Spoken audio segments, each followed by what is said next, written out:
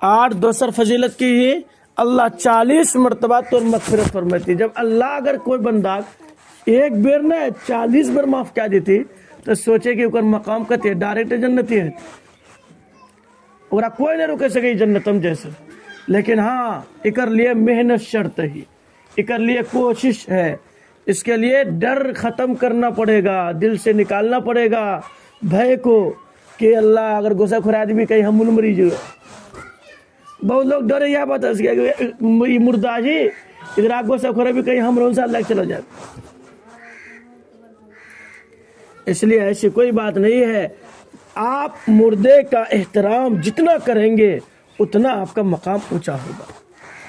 اب رہا مسئلہ تو غسل کرانے سے اللہ آپ کے گناہ کو معاف کرے گا, اور کفنانے سے اگر آپ کفنائیں گے یعنی کفن پہنائیں گے تو کیا کرے گا اللہ اس کے بدلے میں آپ کو جنتی لباس سندس اور استبرق, یہ عربی لفظ ہے, یعنی دبیز ریشم باریک لباس, اتنا باریک لباس ہوگا, اتنا باریک اور اتنا خوبصورت لباس ہوگا وہ جنت کا کہ مت پوچھئے. اس کا مقابلہ تو دنیا میں چاہے کتنا کروڑ کا لباس ہو مقابلہ نہیں کر سکتا. جنت کے لباس کا معاملہ ہی عجب ہوگا. تو یہ جنت کا لباس اللہ اس کو پہنائے گا جو مردہ کو میت کو کفن پہنائے گا. اس لیے انشاءاللہ آج سے ہم لوگ ارادہ کریں کہ انشاءاللہ ہم لوگ اب اپنے گاؤں میں جب بھی کسی کی میت ہوگی سب سے پہلے ہم نہلانے کی فکر کریں گے انشاءاللہ. سب کو ارادہ کری لے. آپ دیکھیں نہلا بیگ کروں گا غسل کرن خورا بیگ, ایک بہت آسان طریقہ سمپل میں آپ کو ہم سمجھا دیتے ہیں. ابھی ہمارے سماج میں اپنے گاؤں میں بعض ہماری مائیں بہنیں جو ہے وہ پرانا زمانہ کے خیال اچھی اگنا کی کرے ہی مارے جب گوسا خراب ہی تو وہ کون جنگل پسی غنی رکھے ہی دال تال کونچی وہ بادام تدام سب چیز آپ ختم بھاگ لی. وہ زمانہ اور نہ رہ لی. پہلے صابن نہ چلی سے لاکھ لوگ جنگل وغیرہ بادام وغیرہ کا استعمال کرے لی. مقصد صفائی تھی, بال صاف کرنا, بال کو بدن کو چکناہٹ بنانا. تو چکناہٹ بنانے کے لیے وہ مٹی نہیں ہے. ہم لوگ مٹی سے نہ جانے کیا کیا چیز لیپ دیتے ہیں بدن میں. ان سب چیزوں کو چھوڑیے اور ان سب رسموں کو ختم کیجیے. اب اس کی جگہ پر صابن آ گیا ہے, صابن کا استعمال کرنا ہے. نہلانے کا طریقہ یہ ہے کہ جب کسی میت کو نہلانا ہو تو پہلے ہم تخت کا انتظام کریں, چوکی کا انتظام کریں, اور اس چوکی کے نیچے گڈھا کھودوائیں تاکہ جو بھی پانی گرے تو اسی گڈھے میں جمع ہو جائے. اس چوکی کو پہلے ہم لوبان کا دھواں دیں گے خوشبودار. اگر لوبان نہ ملے تو یہ اگربتی جو آج کل 10 ٹکیا مل رہا ہے اسی اگربتی کو 3 یا 5 پیس جلا کر چاروں طرف 3 بار گھما دیں گے یا 5 بار یا 7 بار پھیرا لگائیں گے جیسے گھومتے ہیں.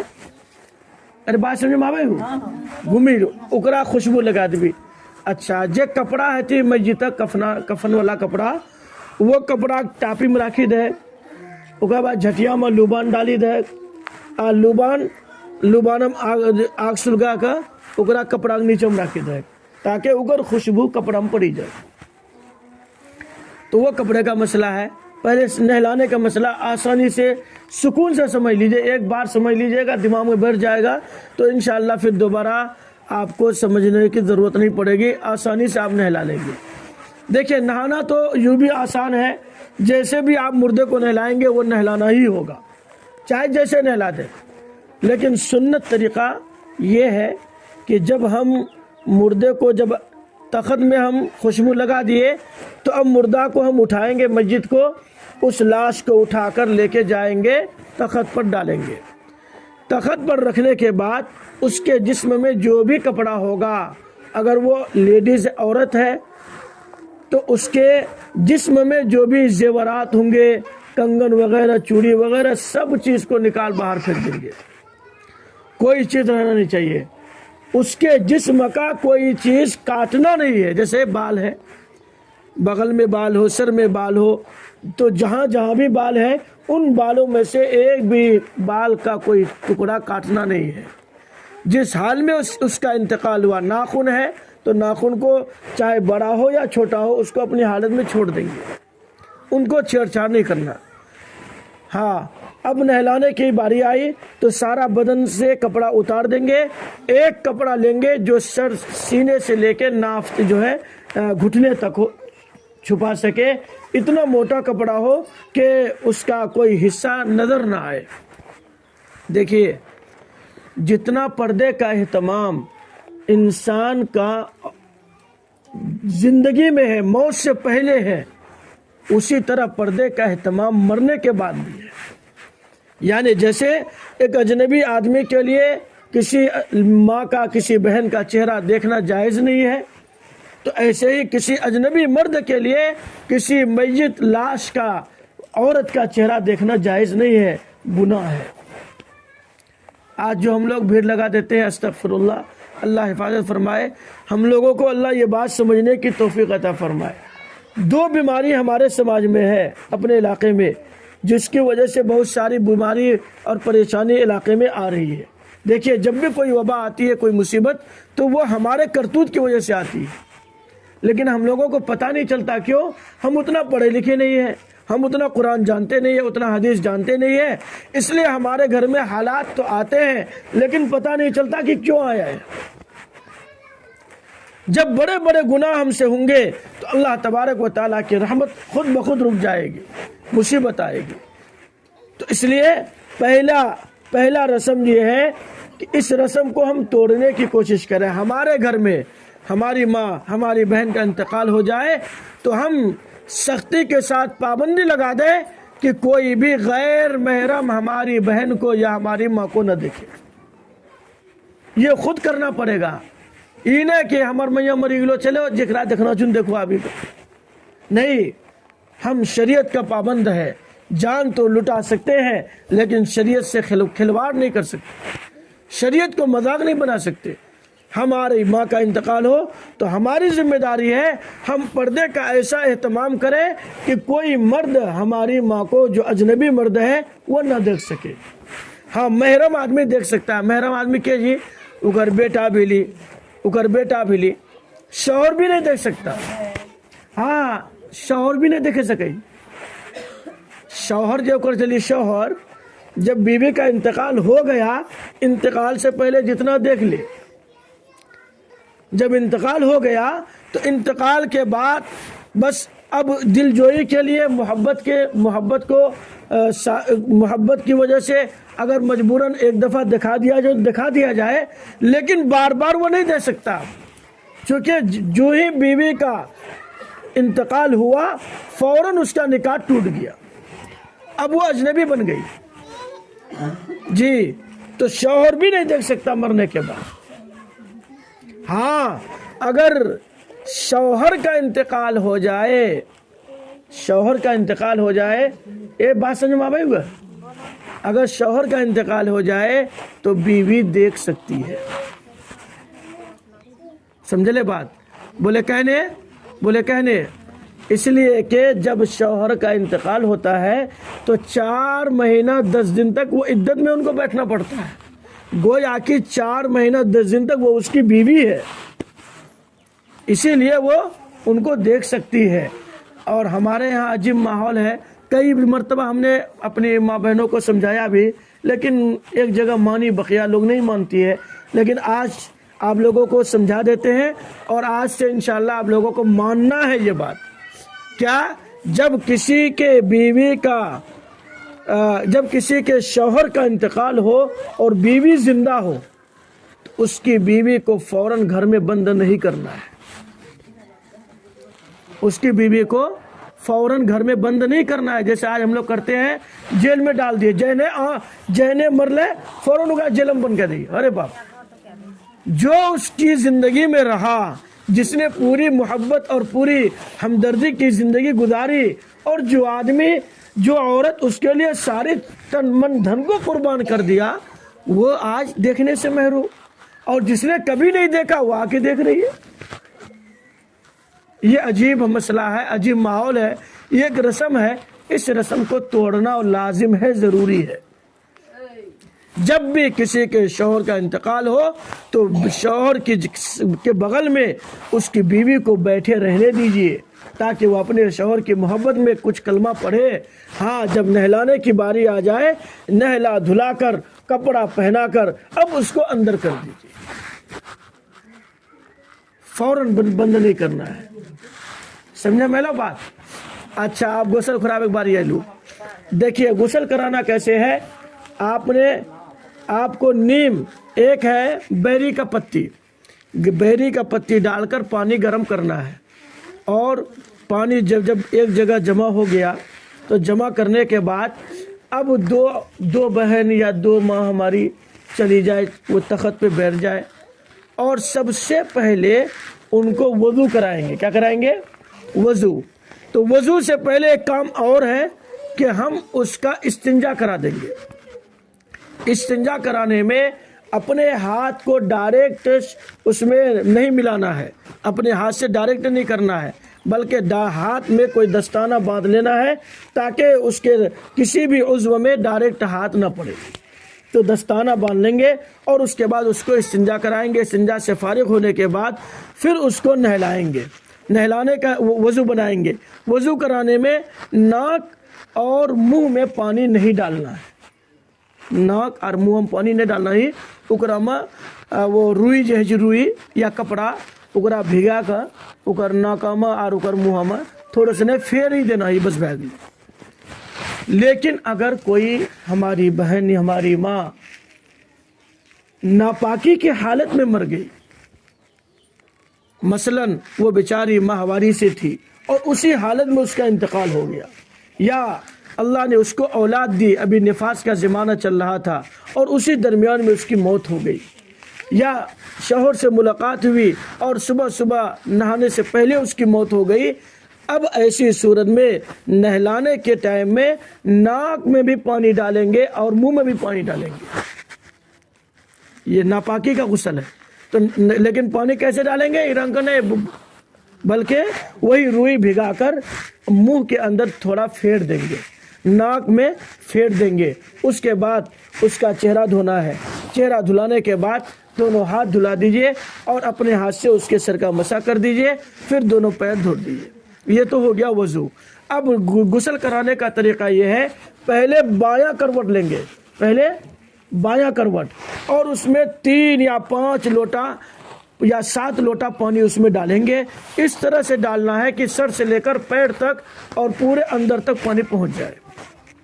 پھر اس کو دایاں کروٹ میں لیں گے اور دایاں کروٹ کر کے پھر پانی ڈالیں گے, اور اس کے بعد اس کو اپنے ہاتھ کا سہارا دے کر بٹھائیں گے, اور بٹھانے کے بعد اس کے پیٹ کو تھوڑا سا ہلائیں گے کہ اگر کوئی گندگی ہوگی تو وہ باہر آ جائے. اگر کوئی گندگی آ گئی تو اس کو گندگی آنے کی وجہ سے پھر دوبارہ وضو نہیں کرانا ہے, بلکہ اسی مقام کو صاف کر دینا ہے. اور اس کے بعد پھر جو ہے لاسٹ میں صابن وغیرہ لگا کر اچھا سے غسل کرا دیجئے. لاسٹ میں کافور والا پانی سے اس کے پورے جسم میں پانی ڈال دیں گے اور غسل اس کا مکمل ہو گیا. ارے سمجھے بات لو آپن ہاں کافور ڈالی کا غسل نہیں خراب ہے. کپور کتے ڈالے گی؟ کپور وہ ملی کا خالی جو ہے پیشانی میں یعنی سجدے کے حصے میں ڈالتے ہیں.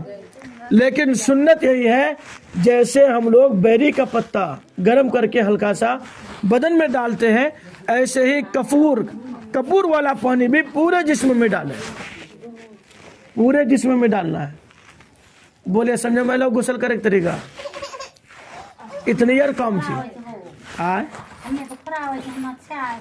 الحمدللہ تو رات چھوگے آپ یہاں جتنا جن بیٹھ لو یہ سب ایک سکھا پہ اکر طریقہ یہاں چی جکرا سمجھم نہیں لوں پھر وہ جکرا سمجھم اہلے اکرا سیکھے. بس یہ ہے کہ پہلے وضو کرا دیجئے. وضو کرانے میں 2 ہی کام دھیان رکھنا ہے, ناک میں منہ میں پانی نہ جائے. اس کے بعد جب وضو جرنگ کرا اورنگ کرنا گٹا وٹا جرنگ دھوئے جا ہم نا اورنگ گٹا نہیں دھولانا ہی, ڈائریکٹ وضو کرانا جی. یعنی چہرہ دھوا دے, ہاتھ دھوا دے, متھم مسح کرا دے, اگر بعد دونوں پیر دھوا دے, اگر بعد سر سے لا کر پین تک پورا پانی ڈال لے جو 3 بار 5 بار 7 بار. ठीक, अरे समझे में ना होगा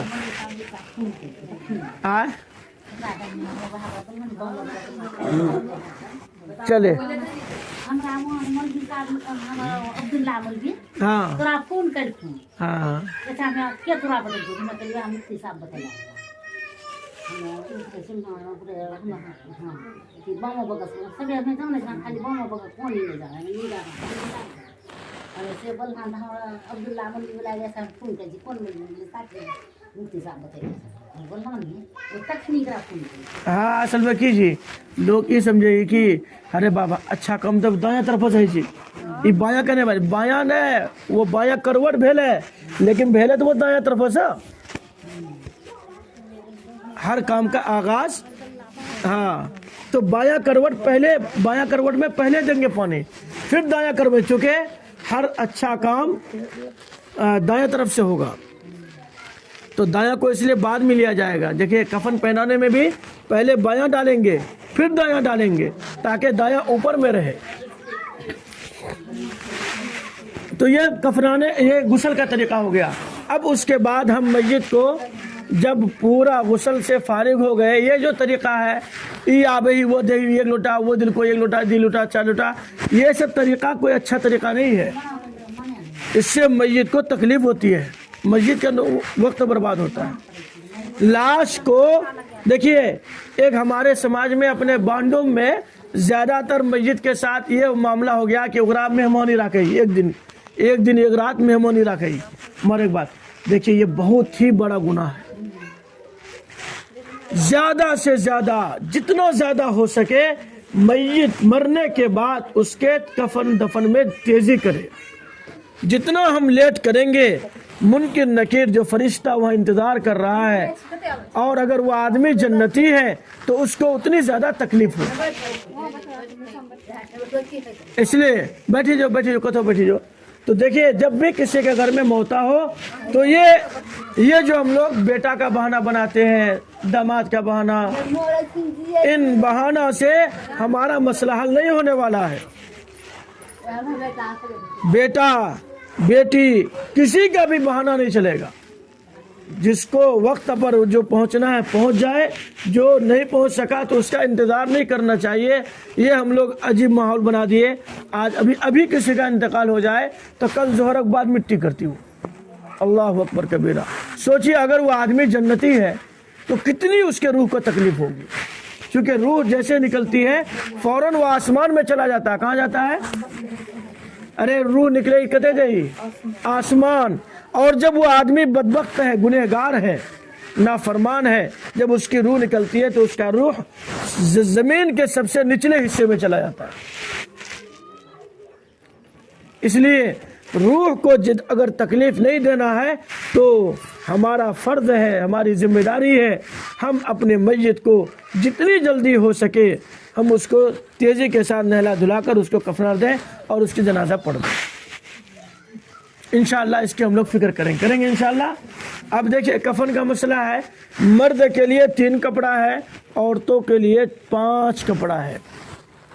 अगर कोई बच्चा पैदा हुआ और वो मर गया तो उसको किसी जो है नया कपड़े में लपेट कर उसको वो जिंदा था, अगर जिंदा बच्चा पैदा हुआ तो उसकी जनाजे की नमाज पढ़ी जाएगी और उसको कफनाया जाएगा।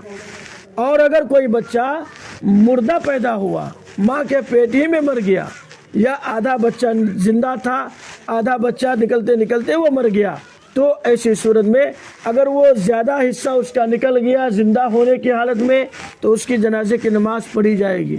और अगर ज़्यादा हिस्सा अंदर ही है, थोड़ा सा हिस्सा हल्का सा बाहर निकला तो उस हालत में नमाज उसकी नहीं पढ़ी जाएगी। मसला अच्छा से दिमाग में बैठा लिए। जे बच्चा पैदा बिली जिंदा का मतलब वो कौन ले या वो बदन हाथ हिलल के उकर 2-4 मिनट बाद मरी गिली सो उकर जनाजा नमाज पढ़ लो थी, उकर नाम रख लो थी।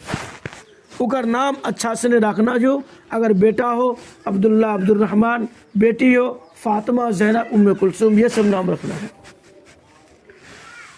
और जब बच्चे का ये सब बच्चा जो है ना, जो बच्चा बचपन में मर गया ان بچوں یہ بچے ہمارے ماں باپ کے لیے بڑا قیمتی ذریعہ ہے، یہ سونے سے زیادہ قیمتی ہے۔